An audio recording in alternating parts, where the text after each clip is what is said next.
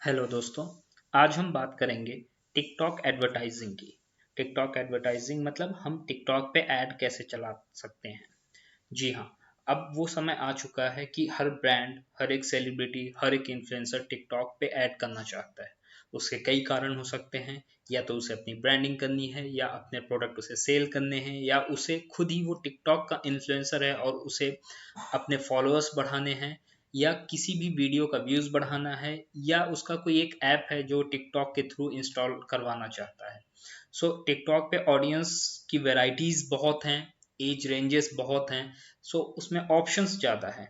और शुरू करने से पहले मैं ये भी बताना चाहूँगा कि डेटा के अकॉर्डिंग टिकटॉक उस लिस्ट में शुमार है जिसमें ये कहा जाता है कि ये ऐप उस सर्वोच्च सूचियों में आता है, टॉप 5 लिस्ट में आता है, जो कि सबसे ज़्यादा डाउनलोडेड है अक्रॉस द वर्ल्ड। दुनिया में सबसे ज़्यादा टॉप 5 डाउनलोडेड ऐप्स में एक टिकटॉक भी है। सो आप समझ सकते हैं कितने एक्टिव यूजर्स इस समय टिकटॉक के पास हैं। और ये एक सबसे अच्छा प्लेटफॉर्म है किसी भी रूरल एरिया में एडवर्टाइज करने के लिए, भी एक बहुत ही इफेक्टिव मीडियम है। ठीक है। सो चलिए शुरू करते हैं। उससे पहले आप हमारे चैनल को सब्सक्राइब कर सकते हैं, ताकि आप ऐसे ही वीडियोस, ऐसे ही डिजिटल मार्केटिंग ट्यूटोरियल वीडियोस को देख सकें और हमारे साथ बने रह सकें। सो आपको हम सीधे ले चल सकते हैं टिकटॉक के डैशबोर्ड पे। सो ये यूआरएल है इनका ads.tiktok.com।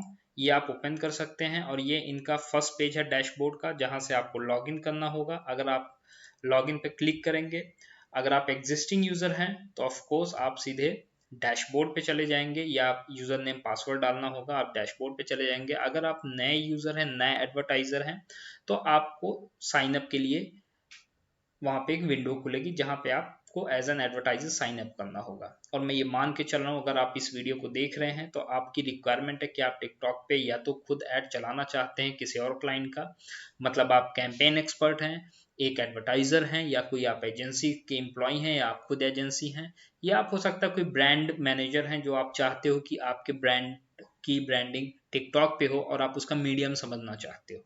ठीक है। तो चलिए जल्दी से कवर करते हैं कि टिकटॉक पे ऐड हम कैसे चला सकते हैं। तो आप जैसा कि देख सकते हैं, ये बहुत ही क्लीन और क्लियर डैशबोर्ड है। ये बहुत ही प्रिसाइज्ड है, टू द पॉइंट है, और इसमें कहीं कोई भी कंफ्यूजन नहीं होने के लिए इसमें हर एक चीज डैशबोर्ड में समरी फॉर्मेट में आती है कि आपका कौन सा ऐड कितना चल रहा है, उसका डेली स्पेंडिंग कितनी है, उसके अंदर ऐड ग्रुप्स कितने एक्टिव हैं, ऐड कितने एक्टिव हैं, इम्प्रेशन, सीटीआर। सो ये एक डैशबोर्ड आपको पूरा दिख जाएगा, जहां पे आपको सारे रिपोर्ट्स मिल जाएंगे, किस कैंपेन से क्या चल रहा है, क्या प्लेसमेंट है, किस ऑपरेशन सिस्टम पे है। ये सारी चीजें आपको डैशबोर्ड से दिख जाएंगी। कि जैसा कि आज हम इसमें सिर्फ इतना कवर कर रहे हैं कि एक बेसिक स्ट्रक्चर के टिकटॉक पे ऐड कैसे चलाना है, कैसे अपलोड करते हैं। मेरा ये वीडियो बनाने का सिर्फ इतना ऑब्जेक्टिव है कि सभी एडवर्टाइजर्स इसको समझ जाएं कि ये बहुत डिफरेंट नहीं है, कोई टफ नहीं है। ये उसी तरीके से है जैसे आप फेसबुक पे कैंपेन अपलोड करते हो, ये कुछ उसी तरीके से है जैसे आप ट्विटर पे करते हो, और जैसे लिंक्डइन पे करते हो। तो ये उन सब से बहुत अलग नहीं है, ये मिलता जुलता है जैसे ही और सोशल मीडिया पे कैंपेन्स चलते हैं। तो चलिए जल्दी से एक कैंपेन स्ट्रक्चर करके देखते हैं कि इसमें क्या क्या प्रोसेस आते हैं बीच में, और उसको हम कैसे टैकल करते हैं, और उनकी क्या रिक्वायरमेंट होती है। आप कैंपेन पे क्लिक करेंगे, फिर यहाँ पे क्रिएट का बटन है, आप क्रिएट पे क्लिक करेंगे तो आपको सिंपल ये स्क्रीन दिखेगी, जहां पे या तो यूज एग्जिस्टिंग कि आप किसी पुराने कैंपेन जो बना हुआ है आप उसको यहाँ पे लो, उसके अंदर कोई नया एड ग्रुप बना लो, आप ऐसा कर सकते हो। लेकिन आप, मैं मान के चल रहा हूँ, आप फर्स्ट टाइम आओगे, सो क्रिएट न्यू आपके लिए सबसे फिजिबल चीज है।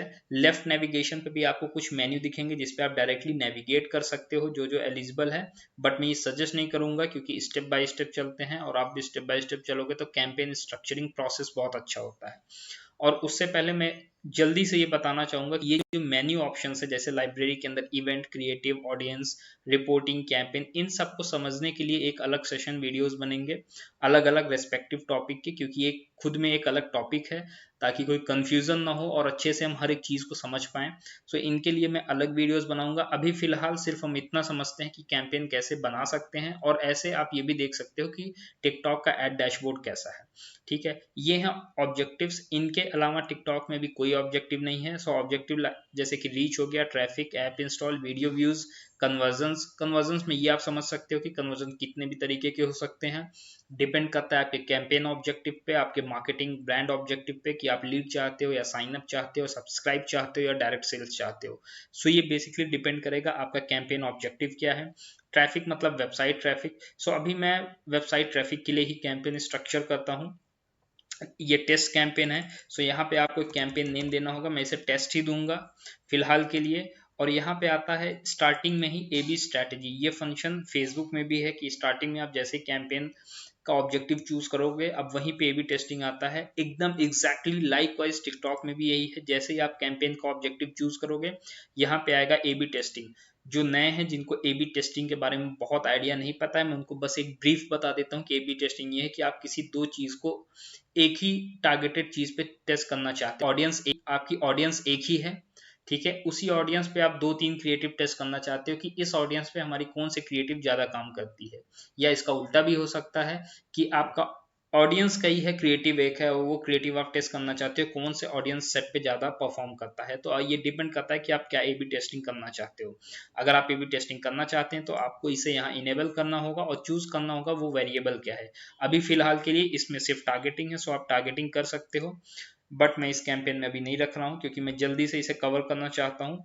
बजट इसमें नो लिमिट दे सकते हो अगर आप के पास बजट है तो, लेकिन अगर आप लिमिटेड बजट में चलाना चाहते हो सो इसमें दो फैक्टर्स हैं, एक डेली एक लाइफ टाइम, और दोनों में मिनिमम लिमिट इज 5000। अगर आप डेली भी बजट रखना चाहते हो वो भी कम से कम 5000 चाहिए लिमिट, और लाइफ टाइम लिमिट भी कम से कम 5000 चाहिए। सो मैं डेली लेके चलता हूँ और इसको मैंने वैल्यू यहाँ पे दे दी है 5000।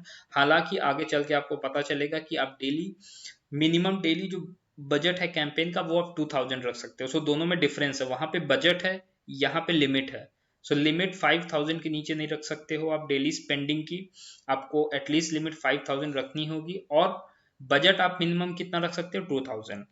ठीक है, ये सेटिंग करने के बाद हम कंटिन्यू करके नेक्स्ट स्क्रीन पे चलेंगे जहां पे हमें एड ग्रुप की सेटिंग्स डालनी होगी। आई गेस एड ग्रुप से जितने एडवर्टाइजर्स हैं वो वेरी फ्रेंडली होते हैं कि एक कैंपेन के अंदर कई एड ग्रुप्स हम बना सकते हैं। हर एक कैंपेन के अंदर जितने भी हर एक एड ग्रुप बनेंगे सबकी टारगेटिंग आप अलग रख सकते हो एक ही कैंपेन के अंदर।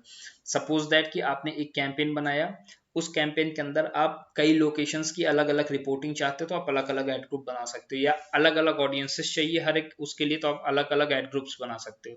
ये आपके फैक्टर पे डिपेंड करता है। इसको भी एक नाम देना होता है, सो मैं इसे टेस्ट 1 अभी देता हूँ, और आप एग्जिस्टिंग एड ग्रुप भी यूज कर सकते हो अगर आपने पहले बनाया है तो। ठीक है, प्लेसमेंट टाइप गाइस ये बहुत इंपॉर्टेंट पॉइंट है यहाँ पे। प्लेसमेंट ऑटोमेटिक प्लेसमेंट्स उन्हीं के लिए सुटेबल होता है जिनका बजट ज्यादा है, जो सिर्फ अवेयरनेस अवेयरनेस अवेयरनेस चाहते हैं।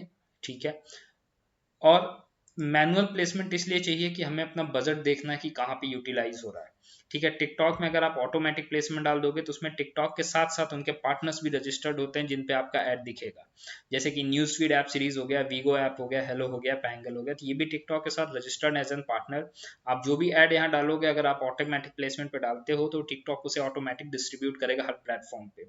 लेकिन जैसे आपका बजट लिमिटेड है, आपका कैंपेन रिजल्ट ओरिएंटेड कैंपेन आप चला रहे हो, तो मैं ये रिकमेंड करता हूँ कि आप अपने अकॉर्डिंग इसमें से चूज करो आपका बेस्ट सूटेड प्लेटफॉर्म कौन सा होगा आपके लिए। मैं मान के चलता हूँ कि सिंस मैं टिकटॉक के बारे में बात कर रहा हूँ तो मैं सिर्फ टिकटॉक प्लेसमेंट यहाँ पे अभी सेलेक्ट करता हूँ। राइट, फिर यहाँ पे आता है एड डिटेल्स। एड डिटेल्स मतलब इसमें जो एड ग्रुप के अंदर जो एड आएगा उसका क्या डिटेल है।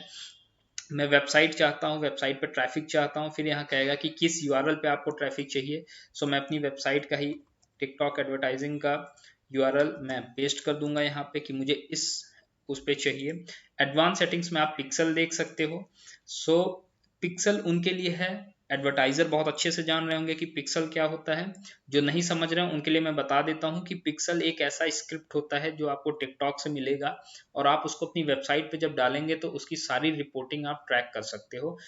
जितने भी कन्वर्जन्स होंगे, जितना भी वेबसाइट पे इस टिकटॉक के द्वारा गई हुई ट्रैफिक जितनी भी वेबसाइट पे क्या बिहेव कर रही है वो सारा सब कुछ यहाँ के डैशबोर्ड में आपको दिखेगा अगर आपने पिक्सल इंस्टॉल किया है तो। एंड अगर आपने गूगल एनालिटिक्स के थ्रू भी गूगल टैग मैनेजर के थ्रू पिक्सल ऐड किया है तो इसकी रिपोर्टिंग आपको प्रॉपर एनालिटिक्स में भी मिलेगी। So this is very important, ये करना चाहिए कैंपेन प्रोस्पेक्ट से, कैंपेन पॉइंट ऑफ व्यू से पिक्सल ऐड करना चाहिए, लेकिन कैसे ऐड होगा, कैसे फंक्शनल होगा, ये सारी चीज़ें मैं आपको, जैसे मैंने बताया, मैं अलग सेशन में मैं कवर करूंगा, क्योंकि इसमें करना बहुत ही कंफ्यूजिंग हो जाएगा। सो अभी बस आप ये समझ जाइए कि हमें ट्रैकिंग कोड ऐड करना चाहिए। पिक्सल कोड हर एक प्लेटफॉर्म का अलग होता है, फेसबुक का पिक्सल कोड अलग होता है, ट्विटर का अलग होता है, ऐसे टिकटॉक का अपना एक पिक्सल कोड होगा इस पर्टिकुलर वेबसाइट के लिए। आपने वो वेबसाइट पे डालना है या आपने गूगल टैग मैनेजर के थ्रू से इंस्टॉल करना है, बस सिंपल सी चीज़ है, इसमें कोई इतना सोचने वाली चीज़ नहीं है।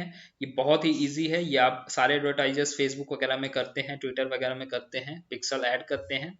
उसके बाद आता है display name. Display name is something जो आपके कैंपेन के साथ वहां पे विजिबल होता है, आपके ऐड के साथ, आपका जो आप वीडियो लास्ट में अपलोड करोगे एज एन एड क्रिएटिव, उसके साथ वहां पे ब्रांड नेम विजिबल होता है। सो डिस्प्ले नेम हमेशा ये रिकमेंडेड है कि आप ब्रांड नेम डालिए, ठीक है, जो वहां पे यूजर को दिखे और बाद में वो रिकॉल भी कर सके, राइट। जैसे मैंने बजटॉन कॉन्फेस डाल दिया अपने वेबसाइट का ब्रांड नेम।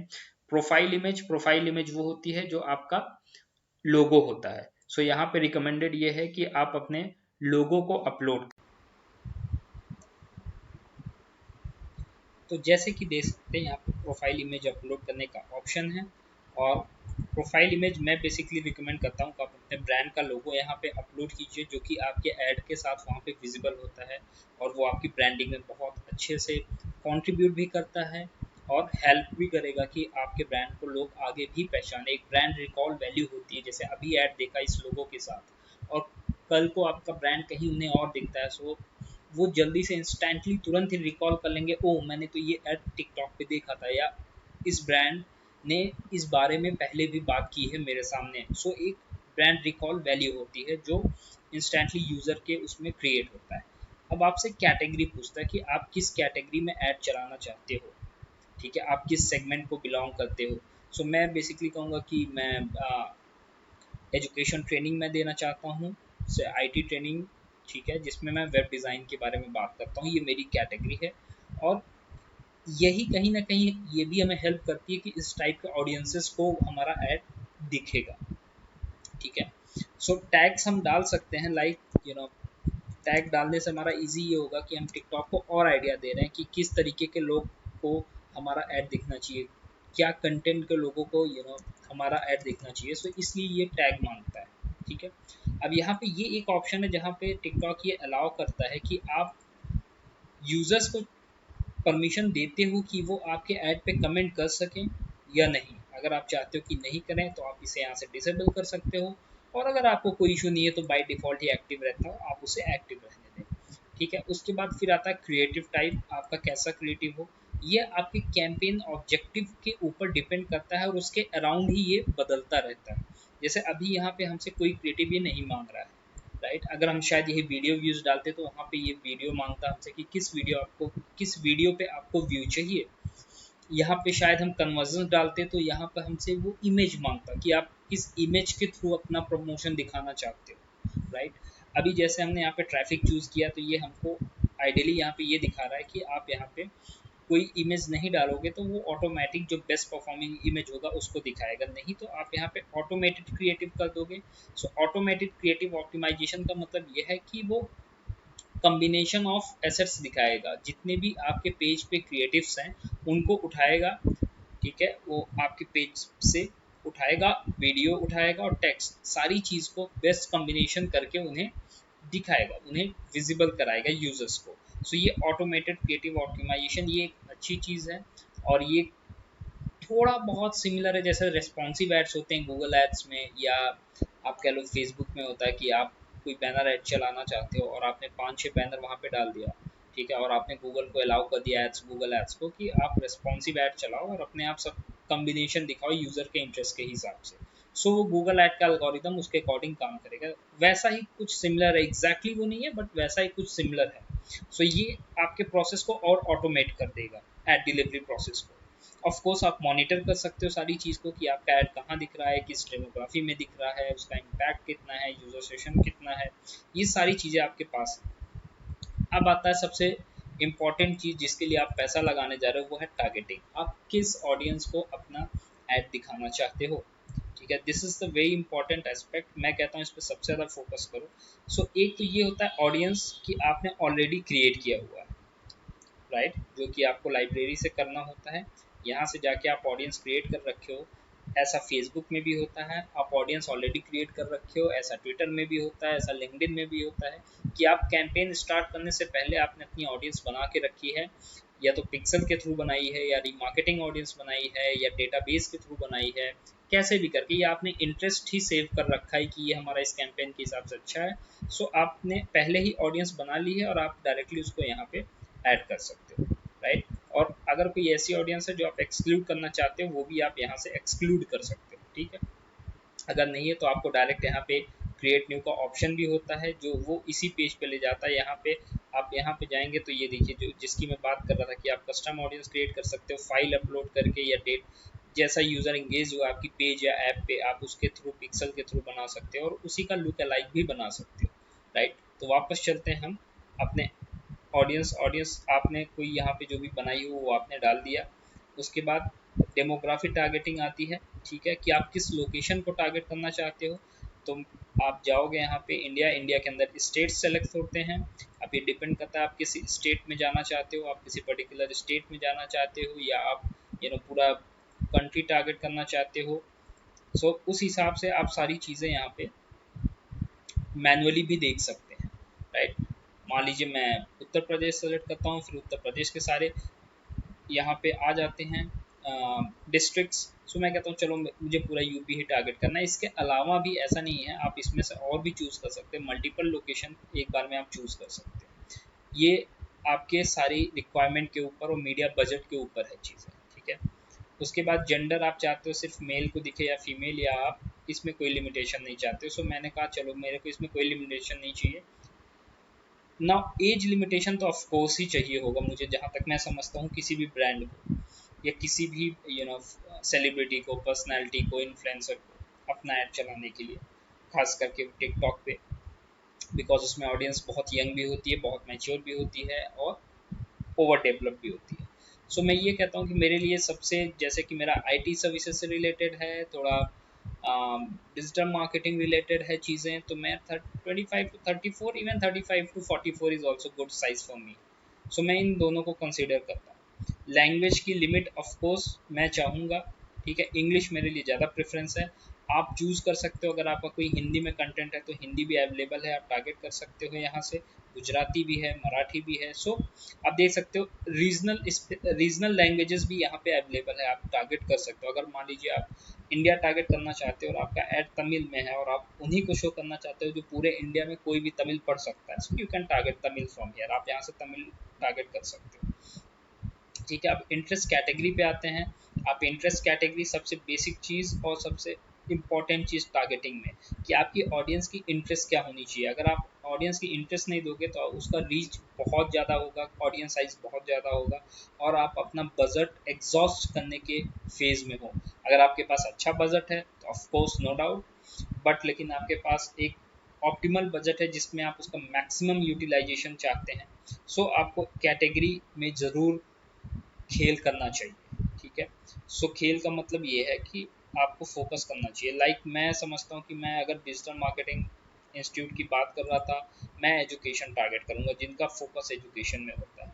बट अगर मैं ये भी सोचूं कि कुछ ऐसे यंग जनरेशन हैं जो जिनका ज़्यादा फोकस गेम्स वगैरह में भी होता है या एजुकेशनल गेम्स में होते हैं, स्पोर्ट्स में होता है, सो आई चूज़ अकॉर्डिंगली यहाँ से। न्यूज़ में भी मे बी एजुकेशन न्यूज़ नाम का कुछ आ सकता है, movie and music, of course उसमें यंग ऑडियंस आती है, सो मैं उन्हें टारगेट करना चाहूँगा। ऑल्दो थोड़ा सा ब्रॉड हो सकता है but it's okay. Device targeting, अगर आप ऑपरेटिंग सिस्टम भी लिमिट करना चाहते हो, कनेक्शन लिमिट करना चाहते हो, इनफैक्ट कैरियर्स एज वेल, कि तुम उसमें चाहते हो कि एयरटेल वाले को दिखे, या यूज़र जो एयरटेल का सिम कैरी करता है, या लाइक बहुत लोग चाहेंगे कि मैं इसमें से सेल वन हटा दूँ, BSNL हटा दूँ बिकॉज उनका स्पीड कम होता है, बट ऐसा जनरली होता नहीं है। It's good size, I won't recommend this to do until unless you have very very specific reason to do this. जब तक आपका बहुत कोई हार्डकोर रीज़न नहीं है कि हमें ये लिमिट लगाना चाहिए, तो आप मत लगाओ, ठीक है। डिवाइस प्राइस, अगेन ये सारी चीज़ें हैं कि आप इसमें कुछ लगाना चाहते हो डिवाइस प्राइस या नहीं, ठीक है। Budget and schedule, of course आपने 5,000 डाला है लिमिट, बट आप 2,000 से शुरू कर सकते हो, क्योंकि 2,000 के नीचे ये नहीं लेगा टिकटॉक। टिकटॉक की ये लिमिटेशन है कि आपका daily budget must be at least 2,000 rupees. देखने में ये कॉस्टली है कि 2,000 पर budget, and I am not saying for this every brand, her brand के लिए कॉस्टली नहीं हो सकता, बट कुछ एसएमईज हैं, कुछ इन्फ्लुएंसर्स होते हैं जो फ्रॉम स्टार्टिंग लेवल वो चाहते हैं कि भाई मेरा एड 500 या 1,000 रुपये पर डे से स्टार्ट हुआ, and then down the line वो अपना बजट बढ़ाते हैं रिस्पॉन्स देखने के बाद। सो मैं उनको रिकमेंड करना चाहूँगा कि अगर आपकी ऐसी कोई ऑब्जेक्टिव है तो आप 2,000 से भी शुरू करो, आपको पक्का इस पर रिजल्ट मिलना है, depending on the on the service, on the product, या आप जो चीज़ करते हो उन सब सारी चीज़ पे डिपेंड करता है of course, but then audience capability and audience engagement के ऊपर तो ये बहुत ही प्रॉफिटेबल है। ठीक है, अब यहाँ पे आता है कि शेड्यूलिंग कब से स्टार्ट करना है, अगर कंटिन्यू करना है ठीक है, नहीं तो आप एंड डेट भी दे सकते हो। अगेन शेड्यूलिंग, आप जो भी ऐड चलाता है उसको पता है ऐड शेड्यूलिंग क्या चीज़ होती है। आप स्पेसिफिक स्लॉट्स ऐसे बस क्लिक करके चूज़ कर सकते हो, ये फीचर मेरे को इसका बहुत अच्छा लगा है, because you just click and that slot is selected. आप बस क्लिक करो उस सेक्शन पे, उस सेल पे, और उस स्लॉट सेलेक्टेड होता चला जाएगा। हर जगह मैनुअल डालना पड़ता है ऑफकोर्स बाई टिक करते हुए, बट ये जो ग्राफ ऐसा प्रॉपर दिया हुआ है और इसमें ये टिक करना, तो विजिबिलिटी, इसका विजुअल रिप्रेजेंटेशन मुझे बहुत अच्छा और एडवर्टाइजर फ्रेंडली लगा। अभी मैं बाय डिफ़ॉल्ट ऑल डे लेके चलता हूँ। क्लिक बिलिंग इवेंट सीपीसी, ये किसी किसी में चेंज भी हो सकता है डिपेंडिंग ऑन आपका कैंपेन ऑब्जेक्टिव क्या है। मे बी आप वीडियो व्यूज पे आओ तो ये सीपीवी में जा सकता है, राइट, या सीपीएम में जा सकता है।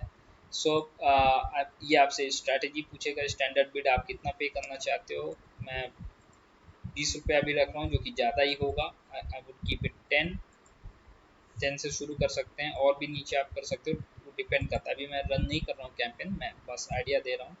डिलीवरी टाइप स्टैंडर्ड या एक्सेलरेटेड, ये आप समझ ही रहे हो सारी चीज़ें जो भी ऐड चलाते हैं, इसका मतलब।